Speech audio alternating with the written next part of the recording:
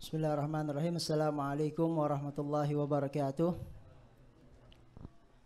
Alhamdulillah rabbil alamin, wassalatu wassalamu ala sayyidil mursalin sayyidina Muhammadin wa alihi wa sahbihi ajma'in. Subhanaka la ilma lana illa ma 'allamtana innaka antal alimul hakim. Rabbi shrah li sadri wa yassir li amri wa hlul 'uqdatam min lisani yafqahu qawli. Amma ba'd. Qala Allah ta'ala fil Qur'anil Karim, Qul in kuntum tuhibbunallaha fattabi'uni yuhibbukumullahu yaghfir lakum dzunubakum wallahu ghafurur rahim. Wa qala an-nabiy sallallahu alaihi wasallam awlan nasi bi yaumal qiyamati aktsaruhum alayya salatan. Alhamdulillah, yang sama-sama kami hormati dan kami ta'zimi para asatiz, wabil khusus Al-Ustaz Muhammad Husni dan Ibu Ida dan seluruh guru-guru yang tidak bisa Al-Fakir sebutkan namanya satu persatu, namun tidak mengurangi rasa hormat Al-Fakir kepada antum semua dan seluruh teman-teman yang Al-Fakir cintai. Alhamdulillah, pada malam hari ini kita kembali berkumpul dalam acara rutinitas kita, pembacaan Yasin, tahlil dan juga Maulid baginda Nabi Muhammad SAW. Mudah-mudahan apa yang telah kita baca dan apa yang telah kita hadiahkan Allah catat semua kepada amal kebaikan kita. Al-Fakir mohon izin memberikan sedikit tausiah karena ini ada tugas dari tempat kuliah Al-Fakir untuk memberikan video tugas ceramah. Alhamdulillah, kita berada di bulan Rabiul Awal, ya, bulan kelahiran daripada baginda Nabi Muhammad SAW, dan kita duduk di tempat ini, ya, melainkan rasa cinta kita kepada baginda Nabi Muhammad SAW. Kita tidak pernah memandang langsung wajah daripada baginda Nabi Muhammad SAW.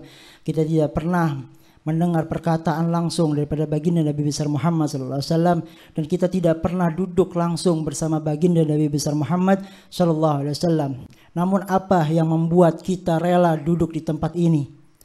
Melainkan cinta dan iman kita kepada baginda Nabi besar Muhammad SAW. Suatu ketika Nabi Muhammad SAW sedang duduk bersama para sahabatnya, dan Nabi Muhammad berkata kepada para sahabatnya, "Wahai para sahabatku, tahukah kalian golongan-golongan yang paling mulia dan golongan-golongan yang paling aku cintai?"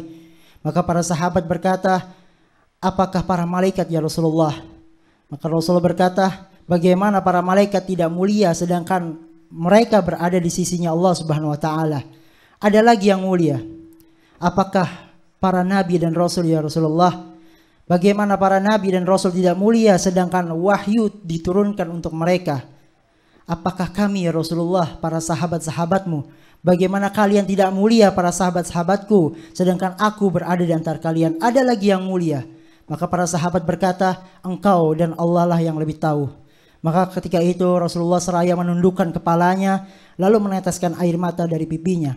Seraya berkata, "Golongan yang paling mulia dan golongan yang paling aku cintai adalah golongan-golongan yang hadir di akhir zaman. Mereka tidak pernah melihat wajahku langsung. Mereka tidak pernah mendengarkan perkataanku secara langsung. Mereka tidak pernah duduk bersamaku langsung, namun mereka beriman dan cinta kepadaku.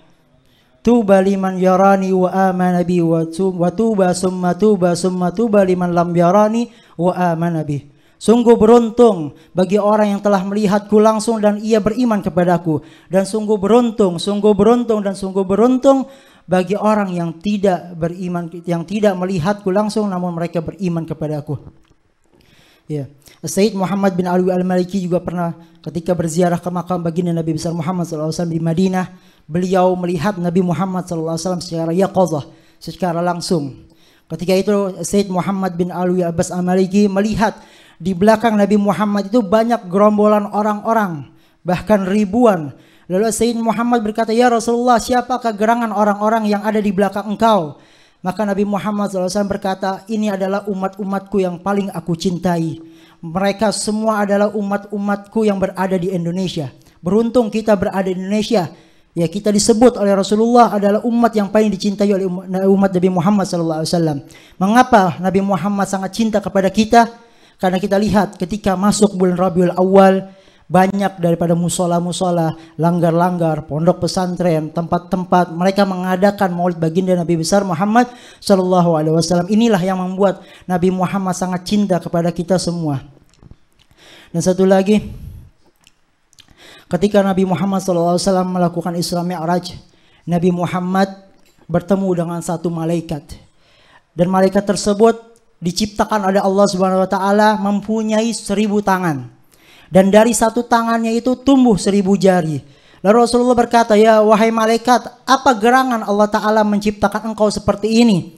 Maka malaikat menjawab, "Wahai Rasulullah, Allah Subhanahu wa taala menciptakan aku seperti ini untuk aku menghitung tetesan-tetesan hujan yang turun mulai daripada zaman Nabi Allah Adam hingga sekarang ini." Lalu Nabi Muhammad berkata, "Kalau begitu engkau tahu berapa tetesan-tetesan hujan yang telah diturunkan oleh Allah dari zaman Nabi Allah Adam hingga sekarang?" Malaikat pun menjawab, "Aku sangat tahu ya Rasulullah, bahkan akar-akar pohon ataupun dedaunan-dedaunan yang tumbuh mulai dari zaman Nabi Allah Adam hingga sekarang aku pun tahu berapa yang tumbuh." Ketika itu Nabi Muhammad merasa takjub, merasa terheran-heran dengan kehebatan makhluk ini. Namun ketika itu si malaikat bilang, "Wahai Rasulullah, ada satu yang tidak bisa aku hitung, yang tidak bisa mampu aku hitung dengan jariku ini." Maka Rasul berkata, "Apa itu wahai malaikat?" Ketika umatmu berkumpul di dalam suatu tempat dan mereka berzikir, mereka memujimu, mereka mengagungkanmu, mereka berselawat kepadamu wahai Rasul, maka aku tidak bisa menghitung berapa ampunan, berapa kasih sayang, berapa rahmat yang Allah turunkan untuk umatmu. Kita lihat, malaikat bisa menghitung tetesan-tetesan hujan dari Nabi Allah Adam hingga sekarang. Namun malaikat tersebut tidak mampu menghitung berapa rahmat yang Allah turunkan, berapa ampunan yang Allah turunkan, berapa keberkahan yang Allah turunkan di tempat kita ini, walaupun kita hanya duduk setengah jam atau 1 jam di sini. Maka kita bersyukur ya kepada Allah SWT, kita diberikan taufik dan hidayah untuk duduk di tempat yang mulia ini. Ya, terakhir ada sebuah cerita tentang seorang anak yang sangat cinta kepada baginda Nabi besar Muhammad SAW. Ini sebuah teguran untuk kita, ya, mengukur seberapa besar kecintaan kita kepada baginda Nabi besar Muhammad SAW. Di zaman Syekh Abdurrahman Ad-Dibai, pengarang Maulid Ad-Dibai, ada seorang anak kecil yang ingin ikut, ya, berziarah kepada rombongan Syekh Abdurrahman Ad-Dibai.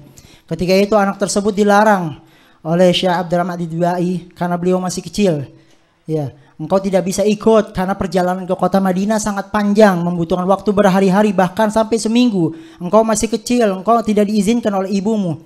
Akhirnya karena sangat cintanya anak tersebut itu bergelantungan di bawah kereta kudanya Syekh Abdurrahman Ad-Dibai.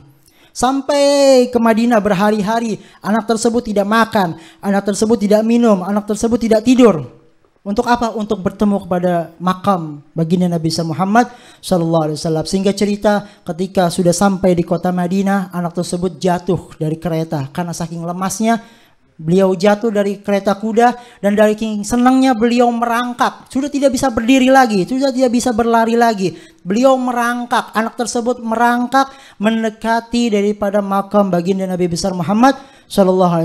Namun apa daya, karena sudah sangat lemas, anak tersebut akhirnya meninggal dunia sebelum sampai kepada makam baginda Nabi besar Muhammad SAW. Lihat, anak kecil tersebut meninggal membawa kecintaan yang sangat besar kepada baginda Nabi besar Muhammad SAW. Akhirnya anak tersebut dikuburkan oleh Syekh Abdurrahman Ad-Dibai di kota Madinah. Dan lebih herannya lagi, lebih takjubnya lagi, setiap Syekh Abdurrahman Ad-Dibai berziarah kepada makam Nabi besar Muhammad SAW pasti melewati kuburan anak tersebut. Ketika melewati kuburan anak tersebut itu setiap tahunnya selalu mendekati kuburan daripada baginda Nabi besar Muhammad SAW. Hingga sekarang kuburan tersebut berada di perkarangan Masjid Nabawi, Masjid Nabi Muhammad SAW. Lihat, dari saking cintanya anak tersebut kepada baginda Nabi besar Muhammad, kuburannya itu jalan sendiri mendekati daripada kuburan baginda Nabi besar Muhammad SAW. Mudah-mudahan kita mendapatkan kecintaan dan syafaat daripada baginda Nabi besar Muhammad SAW. Kita bisa menyenangkan hati daripada baginda Nabi besar Muhammad SAW, dan kita bisa mendapatkan keberkahan dan ilmu yang barakah. Ya, mungkin sedikit ini ada manfaatnya. Wabillahi taufiq wal hidayah. Wassalamualaikum warahmatullahi wabarakatuh.